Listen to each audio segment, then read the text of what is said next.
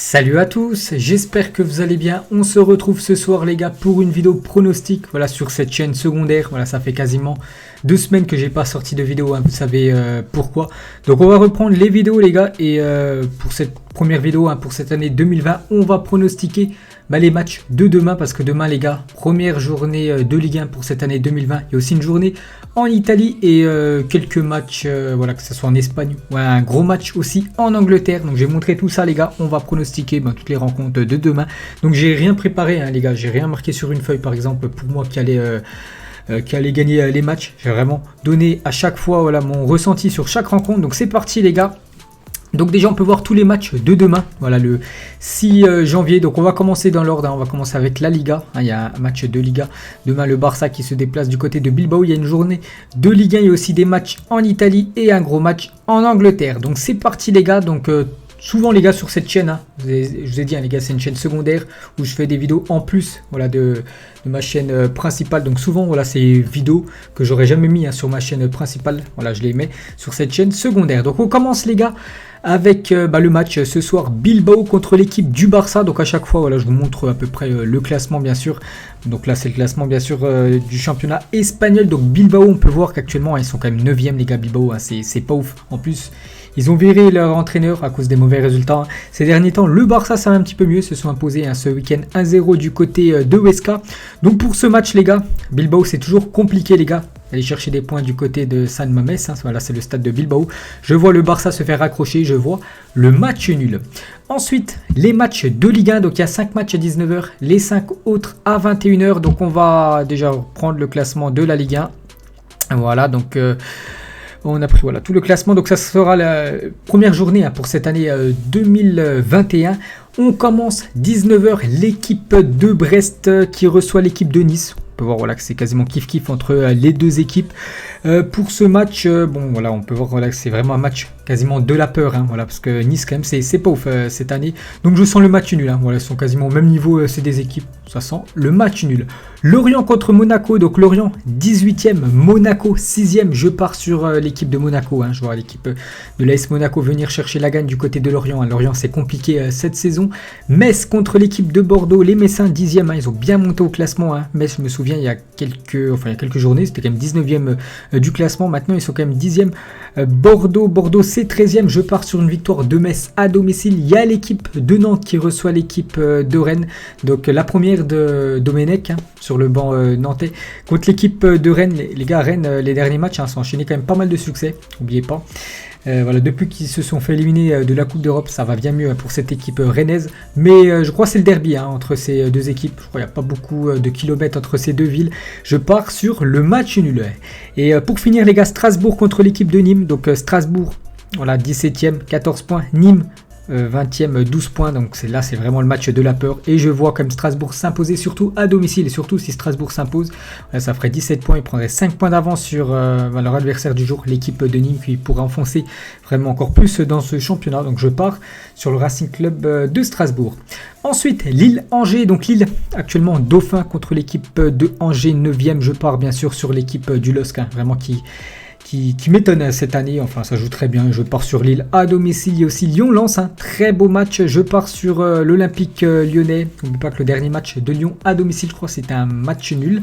Mais sinon, il reste sur vraiment des très beaux résultats, surtout à l'extérieur. Lyon, vraiment, ça performe très bien. Et actuellement, vraiment, ils peuvent prétendre déjà finir sur le podium et essayer de pourquoi pas gêner cette équipe du Paris Saint-Germain pour gagner ce championnat français. Et je pars sur Lyon, les gars. Lyon joue côté promu. Donc normalement, Lyon à domicile doit faire le taf et doit surtout s'imposer. Ensuite, donc quasiment aussi un derby les gars, Marseille contre l'équipe de Montpellier, donc l'Olympique de Marseille 5e, l'équipe de Montpellier 8e, donc les derniers matchs à Marseille a laissé quand même filer pas mal de points, surtout sur les derniers matchs en 2019, ils ont fait quand même quelques mauvais résultats, ce qui leur a fait descendre au classement, actuellement ils sont 5e, donc ils reçoivent cette équipe de Montpellier, je pars les gars sur la victoire marseillaise. Demain soir, il y a aussi Reims-Dijon. Donc moi Dijon est l'équipe bien sûr que je soutiens, donc on est avant-dernier, on n'est plus dernier, depuis la première journée je crois qu'on était dernier, donc vu qu'on a gagné à Nîmes le dernier match, donc on est maintenant 19e, Reims 15e, Et bon, je vais dire un match nul, les gars. Voilà, Dijon, je me souviens, l'année dernière, on s'était imposé à Reims. Allez, je vais partir sur un match nul. Et pour finir, l'AS Saint-Etienne contre le Paris Saint-Germain. Donc le PSG 3e, l'AS Saint-Etienne 14e. De toute façon, le PSG arrive souvent contre l'équipe des Verts. Et je pars bien sûr sur le PSG, malgré que Neymar sera certainement forfait. Ça sera la première aussi de Mauricio Pochettino. On va voir quel choix il va aligner, hein, bien sûr, pour commencer ce match. Et bien sûr, je pars sur le Paris Saint-Germain. Donc voilà pour moi les pronos de demain. On passe, donc on monte, voilà, on passe en Italie, les gars. Donc je vais aller chercher le championnat italien, enfin surtout le classement. Le classement qui est ici. Hop, on commence, les gars. Donc la Cagliari contre Benevento. Donc c'est deux équipes que je suis très peu, hein. Cagliari c'est combien? C'est voilà, c'est 15e. Benevento c'est pas mal quand même, 10e. N'oubliez pas qu'ils étaient en Serie A il y a 2 ans. Ils avaient terminé dernier, hein. Ils étaient descendus. Je crois qu'ils étaient déjà relégués. Il restait déjà encore 10 matchs de Serie A cette année. Ça va un petit peu mieux pour cette équipe de Benevento qui s'est quand même inclinée ce week-end. Le week-end dernier, hein, contre l'AC Milan. Bon, l'AC Milan c'est quand même leader. Je vais partir sur un nul, les gars, entre ces deux équipes, hein, que je suis très peu, donc c'est compliqué à donner un pronostic. Ensuite, l'Atalanta Bergame contre l'équipe de Parme. L'Atalanta 7e, Parme est 16e actuellement. Je pars sur l'Atalanta Bergame, hein, vraiment une équipe moi qui me séduit beaucoup, les gars, qui marque beaucoup de buts. C'est combien de buts inscrits? 33 buts inscrits, hein, par cette équipe de Bergame. 3e meilleure attaque, hein, derrière l'Inter et l'équipe de l'AC Milan. Donc je pars bien sûr sur Bergame à domicile. Bologne contre Udinese. Bologne, je les cherche. Bologne, je sais pas du tout. Bologne, c'est 12e. Udinese, c'est 14e. Je pars sur un nul, hein. Les deux équipes sont au même niveau. La Lazio, ensuite, c'est Crotone, AS Roma. L'AS Roma, cette année, hein, c'est pas mal. L'AS Roma, c'est quand même 3e. Crotone, c'est bon dernier, hein. Voilà, c'est une équipe promue qui galère, hein. Voilà, avec la Spezia aussi. Deux équipes promues, vraiment, bon, deux dernières places de Serie A. Donc, Crotone contre l'AS Roma. Je vais partir, hein, sur l'AS Roma vainqueur. La Lazio contre la Fiorentina, là c'est une belle affiche, hein. Je vais partir quand même sur l'équipe de la Lazio de Rome, hein, qui va s'imposer contre la Fiorentina. Il y aura la Sampdoria de Gênes contre l'Inter Milan. L'Inter, un deuxième, hein, toujours. Il garde le contact, hein, avec l'autre Milan, bien sûr, l'AC Milan. Il y a quand même un creux entre le deuxième et le troisième. Il y a quand même 6 points d'écart, hein, c'est quand même énorme. Donc il se déplace du côté de Sampdoria de Gênes. Je vais partir, hein, sur l'Inter Milan, qu'on a quand même passé 6 ce week-end. Sassuolo contre Renoir, je vais partir sur Sassuolo à domicile. Il y a aussi le Torino contre Hellas Vérone. Je vais partir sur le match nul. Je vois aussi la victoire de Naples, les gars. Naples contre la Spezia. Naples, hein, c'est 4e. La Spezia c'est avant-dernier, donc je vais partir, hein, sur Naples. Et bien sûr le choc, les gars, un énorme. Demain c'est vrai qu'il y a des très très beaux matchs quand même à 21h. Il y a quand même le Barça qui joue. Il y a aussi le Paris Saint-Germain qui joue à l'AS Saint-Etienne. Il y a l'AC Milan Juventus et aussi Manchester, les deux Manchester qui se rencontrent. Mais voilà, l'AC Milan contre la Juventus, donc un match décisif bien sûr pour la suite, parce qu'on est quasiment quand même à la moitié du championnat italien. Donc l'AC Milan, toujours la seule équipe invaincue cette saison dans les 5 grands championnats européens. Donc ils vont jouer contre la Juventus, l'équipe qui a quand même gagné les 9 derniers, je crois, championnats italiens. Donc la Juventus, ils savent, hein, que s'ils s'inclinent du côté de l'AC Milan, donc actuellement la Juventus a 27 points, l'AC Milan 37 points, il y a quand même 10 points d'écart, ça ferait 13 points d'écart si l'AC Milan s'imposerait contre la Juventus.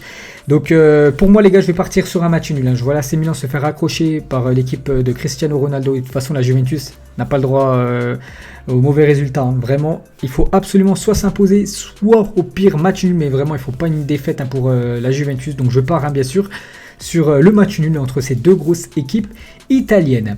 Et on termine, les gars, avec bon, là on peut enlever ça, là on va enlever ça, non c'est pas celui-là, c'est celui-là. On va voilà, vu qu'il n'y a pas de classement, les gars, c'est juste un match de EFL Cup, donc de la Coupe de la Ligue anglaise. Donc actuellement ce soir, les gars, là il y a Brentford qui se déplace du côté de Tottenham, première demi-finale, et la deuxième demi-finale, les gars, Manchester United contre Manchester City. Donc pour ce match, hein, ça va être très compliqué aussi à donner un prono, parce que les deux équipes actuellement, si on regarde surtout ce qu'ils font actuellement en Première Ligue, ça marche plutôt bien pour ces deux équipes. Un peu plus quand même pour Manchester United, même si Manchester City aussi, ça fonctionne très bien. Allez, je vais partir, les gars, sur les Red Devils à domicile, hein. Pour moi, voilà, je les vois. C'est vrai qu'il y en a beaucoup qui vont partir quand même en favori Manchester City. Mais je pars, les gars, sur la qualification de Manchester United en finale de cette Coupe de la Ligue anglaise. Donc voilà, les gars, la fin de cette vidéo. J'espère que ça vous plaît, les gars, ce format. De temps en temps, là, quand il y a au moins une vingtaine de matchs à pronostiquer. Donc je vous fais la vidéo la veille. Voilà, je vous donne à chaque fois me ressenti. Donc moi, je vous laisse, les gars. Et bien sûr, on reparlera de tous les matchs qui a eu lieu demain soir. Je ferai certainement un petit résumé. Allez, bonne soirée à vous et à plus tard comme d'habitude.